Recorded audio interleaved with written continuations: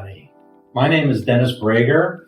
I'm the founder of the Brager Tax Law Group, and I'm here today in cloudy, rainy Los Angeles, and I wanted to answer one of the questions that many of my clients asked because I thought that might be something of interest to everybody.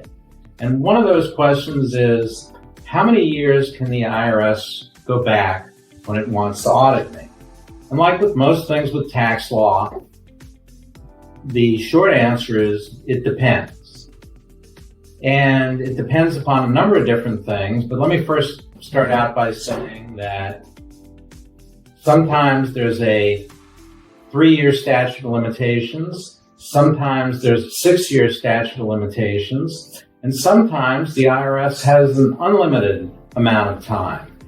And so we start off with 3 years. That's the normal statute of limitations.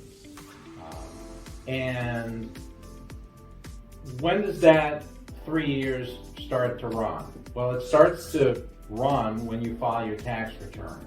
So for example, let's say that you file your tax return on April 15th, the due date. That's the easiest. And let's say we're talking about your 2021 tax return. That tax return is due April 15th of 2022.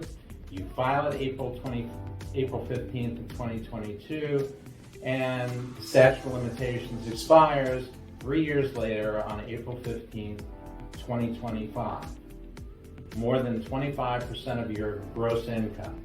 So again, by way of example, let's say that you wrote down $100,000 worth of income on your tax return before all the deductions. That's your, overall gross income. It's $100,000, and the IRS discovers that, in fact, you failed to report $26,000 of income, so a little more than 25%. Well, in that case, you go forward. So 6 years after April 15th of 2022 would be the last time that the IRS can audit you. I said that, generally speaking, we calculate this 3 or 6 year period from the filing date, but there are exceptions to that. So for example, employment tax returns, Form 941s, those get filed quarterly, but the way the IRS calculates the filing date is as of April 15th of the following year, and that starts the 3 or the 6 year period from starts the 3 or 6 year period running. There are also certain things that can be done to extend that 3 or 6 year statute of limitations, and in the law we call those tolling events, but you can just think of them as items that will extend the statute of limitations. And one of them, the most common, is you can agree to extend the statute of limitations. As the IRS is getting close to that 3 year date, it's likely, if they're not done with the audit, that they're going to ask you to extend the audit, to extend the statute of limitations by signing a waiver. And you have a choice as to whether or not to sign that.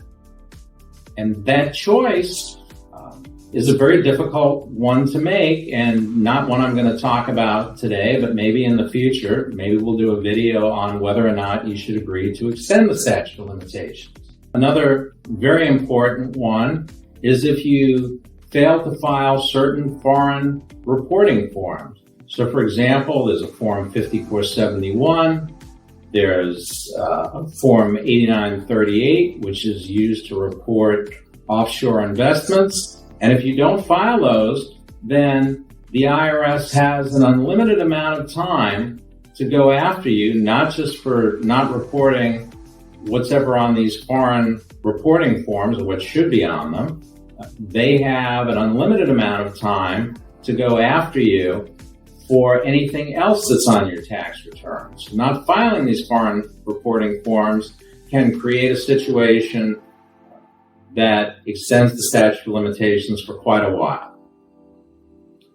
All right, That's about all I wanted to mention on this topic today, and I look forward to seeing you again on a future video.